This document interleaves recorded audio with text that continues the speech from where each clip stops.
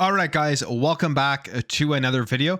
If it's your first time here or you've been watching for a while and you're not subscribed, consider hitting that subscribe button if you do enjoy what you see. But we are going to start off today by talking about the Sony financials, but specifically the PlayStation financials, as they had their Q3 financial report. And now we have a lot more insight as to what we can expect from Sony going forward and the future plans of what they are going to be essentially doing. And it's all just insane, the timing of everything coming together. As we know, today is the Xbox business event where they're going to give us an update on the future of Xbox. And the prediction here for most people is that they are going to be announcing some more Xbox games going multi-platform, landing onto the PlayStation 5 as well as the Nintendo Switch. In fact, CFV's put out a very curious tweet yesterday, which kind of looked like they were hinting at a PlayStation and Nintendo release. Could have all just been for fun, but that's kind of what people were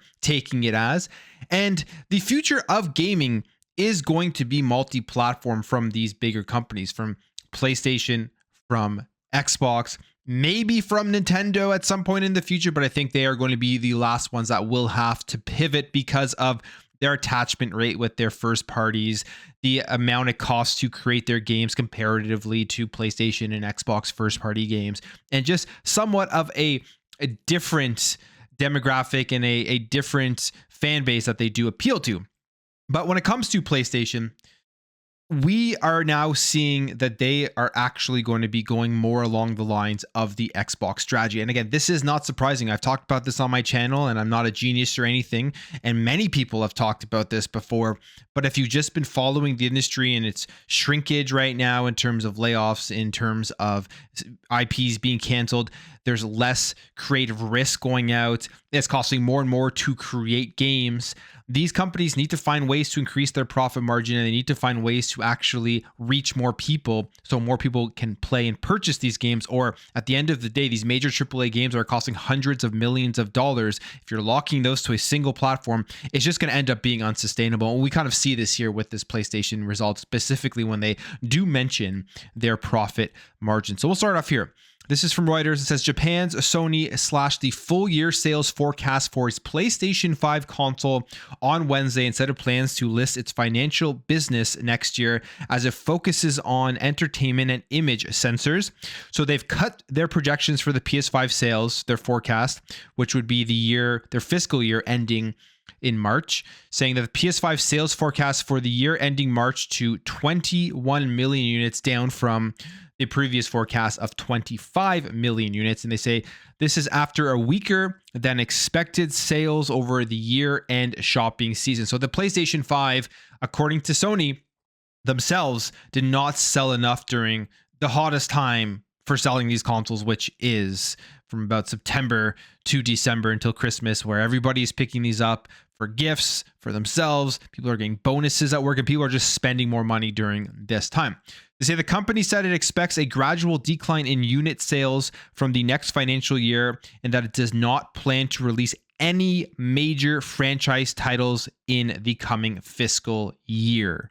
So if you're expecting PlayStation to be releasing any new major titles between March 2024 and March 2025, you shouldn't be expecting that, as PlayStation themselves have said right here that won't be happening. In fact, there is a deeper quote on this from Hiroki Totoki, the CFO and the person leading the charge right now at PlayStation, saying, regarding first-party software, we aim to continue to focus on producing high-quality works and developing live service games. And I mean, you look at games like Helldivers 2, which it's not a first-party studio, but they funded it and they released that on PC at the same time as PlayStation, and that game has been doing extremely well. That's going to be a confidence booster for Sony about releasing more games like that, multiplayer live service games, and releasing them multi-platform.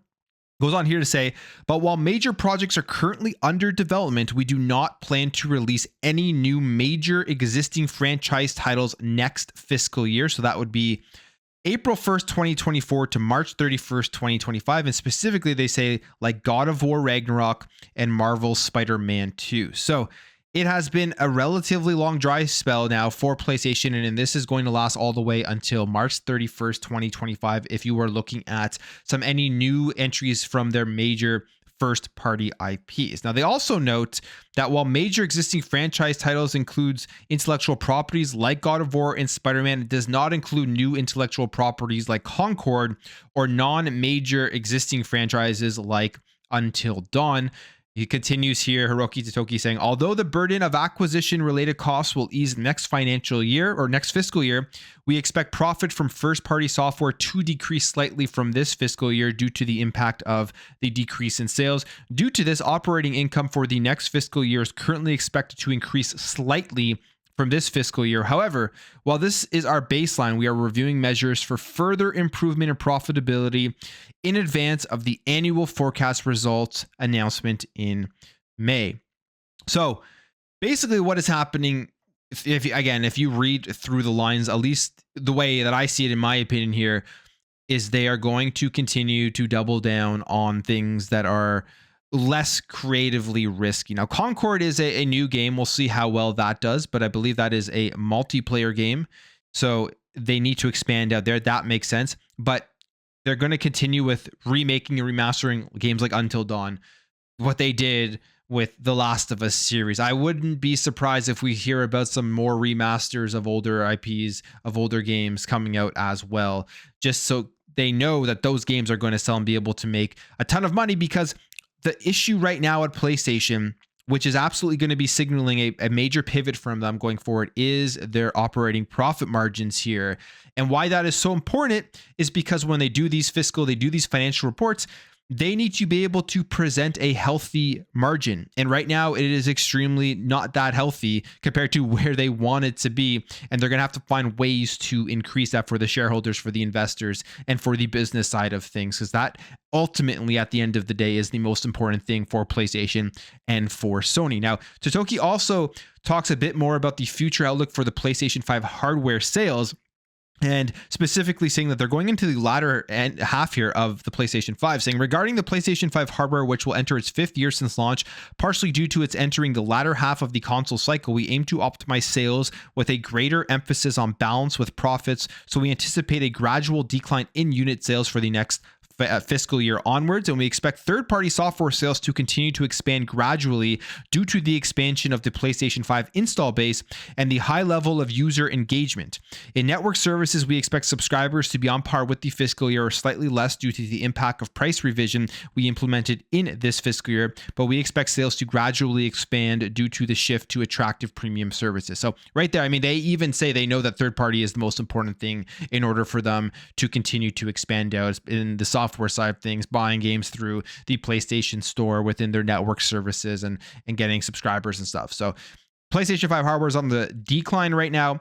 I mean, this does make sense as we get further into the generation. You see the console sales slowly start to fall off, but PlayStation 5 still is selling well without any real big new major franchises being released. And it's going on for over a year that this is going to be happening. I mean, it's been a huge dry spell from them recently. And we have this tweet here from Maro NL that quickly just breaks it down. Revenue, 10.2 billion, which is up 16% year over year, which is good. But operating profit, 0.6 billion, which is down 26% year over year. And that's obviously not something that PlayStation does want to see. The reality of the situation is, it even says here, operating income margins suffer due to the high costs. It's becoming more and more expensive to operate within gaming. And these companies are going to have to pivot.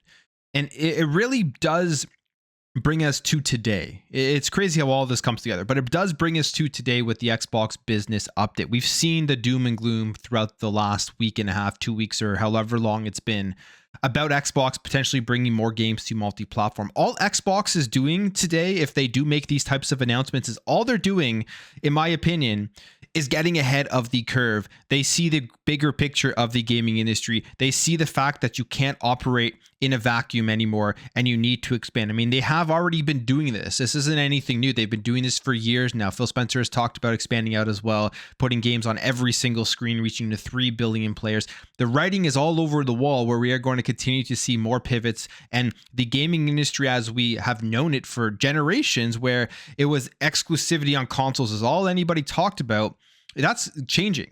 The reality is exclusivity was always just a marketing tool for these companies, and they are realizing that that marketing tool is running dry, and they're going to have to reach more players than they've ever reached before with the rising costs in creating and developing these games. In fact, we even have Hiroki Totoki essentially saying this, that they are going to be going multi-platform, whatever that means to you, whether that's just putting games on PC or maybe at some point even expanding out past the PC platform. But this is Sony president Hiroki Totoki says he wants to go aggressive in improving margins by growing first party with multi-platform. He says, in the past, we wanted to popularize the console and the first party titles. Main purpose was to make the console popular. It is true, but there is a synergy to it. So if you have strong first party content, not only with our console, but also other platforms like computers, first party can be grown with multi-platform, and that can help operating profit to improve. So that is another one we want to proactively work on.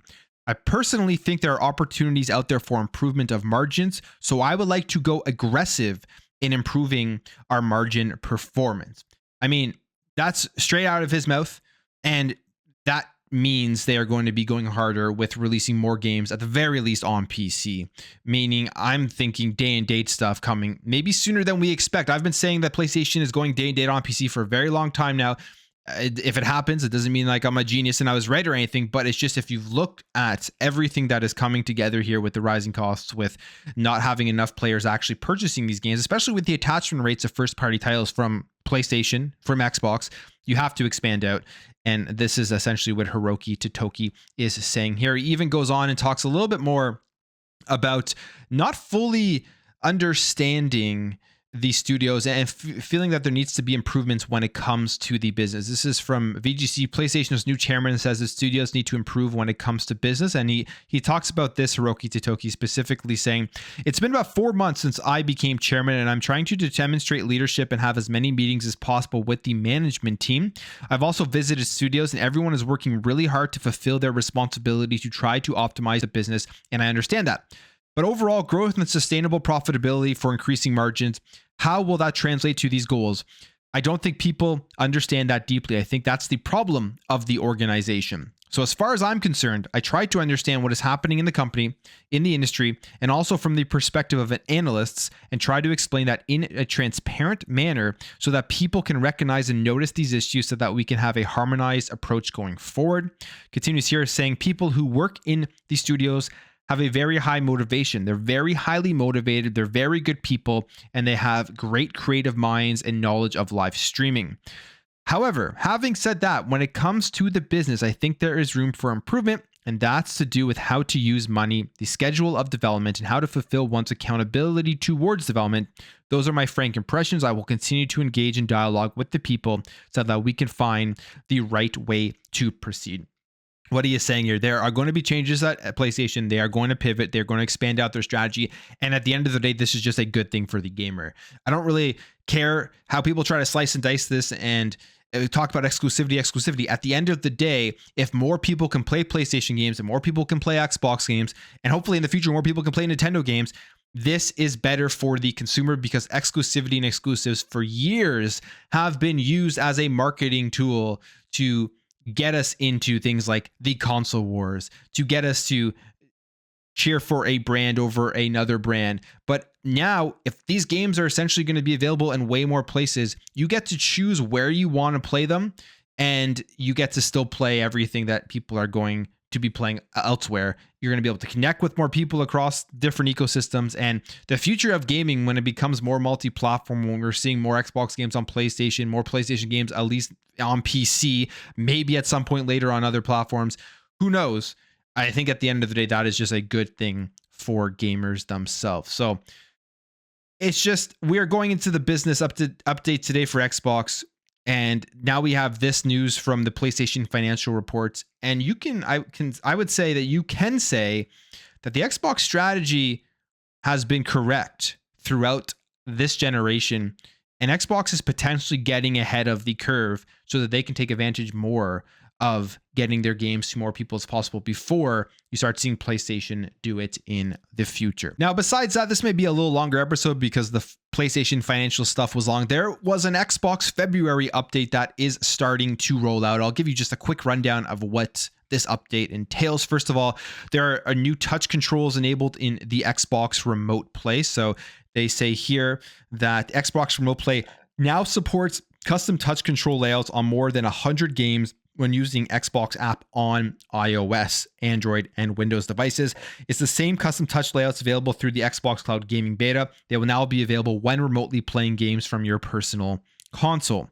So that's pretty cool because if I recall correctly, if you were on your phone using Remote Play, you have to actually attach a Bluetooth controller to your device. But now, if you don't have a controller, you can still use that feature just via the touch controls, which is great. I mean, I don't like touch controls in general. I don't play mobile games. I don't ever actually play the cloud games via these touch controls unless they are very simple. For example, like Vampire Survivors was very easy to use, but at least they are giving us that option there.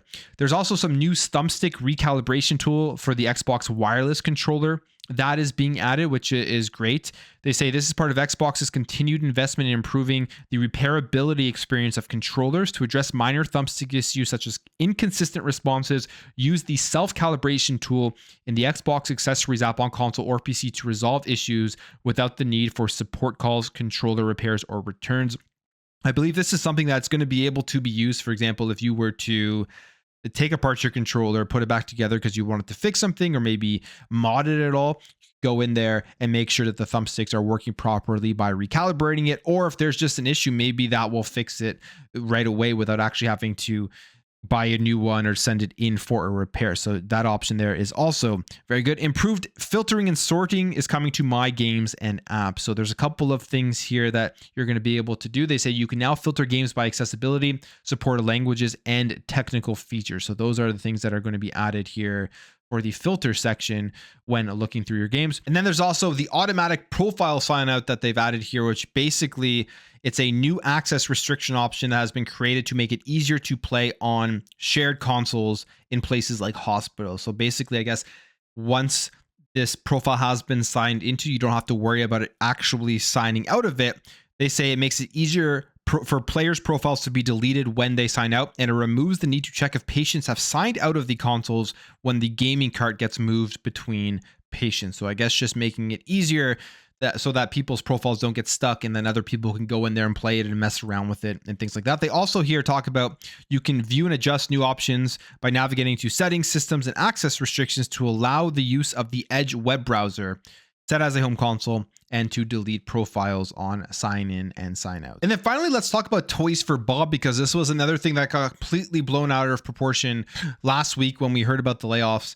People were thinking that Toys for Bob was being closed down. That was not the case. That quickly got debunked. But we have another update here about the studio itself. So they aren't shutting down, of course. They've been downsized from 86 people to 50 people. The office that they were working in is closing. They say as the rent lease was running out, it was too expensive to keep for the 50 people. Toys for Bob is going to be going fully remote, and they wanted to go remote themselves. This wasn't a Microsoft decision, and there are new projects in the work. So it went from a completely dire situation to a situation that actually looks not bad at all. They're working on new projects. They get to go fully remote, which we've seen people within the gaming industry complain, specifically at Activision Blizzard, with the having to go back to the office thing. So they get to go back to what they probably truly want, and Microsoft is okaying this. So Toys for Bob, I can't wait to see what comes out from. This is one of the studios that I was most excited for when this acquisition happened. I love Crash, I love Spyro, I love the things they have worked on, and I think they will be a great addition to Xbox game studios, whatever that means, whether that's keeping games to Game Pass and exclusive to the Xbox ecosystem, or even putting them out everywhere. But I will end the video there, guys. If you did enjoy this video, make sure to hit that thumbs up. If you're new here, hit that subscribe, and I'll catch you guys in the next video.